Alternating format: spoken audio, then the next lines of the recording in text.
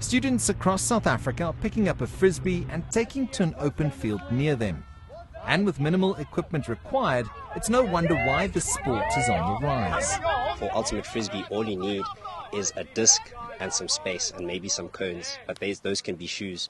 So the barriers to entry for the sports are very, very low, and that's why I believe that the sport has a lot of potential in our country. It needs a little bit more awareness raised around it, so that it can get into areas so that people can be playing with discs the same way they play with soccer balls or rugby balls. The rules are simple, making it easy for anyone who's eager to get involved on any given day. Well, you play 7-a-side, and it's a mixture of, I would say, netball and American football.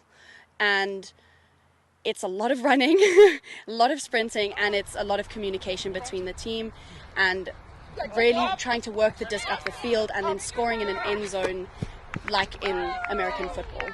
Due to the fair play and non-contact aspect of ultimate Frisbee, it makes for an appealing activity and continues to attract more avid participants each year. I think it's definitely growing. Ultimate, from when I started 4 years ago, it's more people are actually knowing about it, and we're trying to bring it into schools at the moment.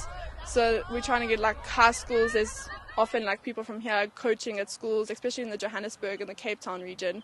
And I've crossed so many people where they're like, oh, I've actually played Frisbee in high school, and it's actually quite exciting. There's more to ultimate Frisbee than meets the eye. The self-refereed sport is all about community, respect and fair play.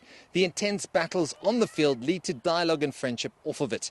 That's why it's easy to see why it's growing in popularity and appealing to a wide range of younger adults of all shapes and sizes and abilities, with an emphasis on good old competitive fun. So because it's a self-ref sport, you really need to know the rules, and knowing the rules it's part of the spirit of the game, and I love that I know every single rule basically in the rule book, and I can know when somebody's done something wrong, and if I can fix it, or when I've done something wrong, and owning up to it. And I think that's actually taught me a few life lessons, and I really think that that's an important thing to do. The sport still faces many challenges in order to reach its full potential.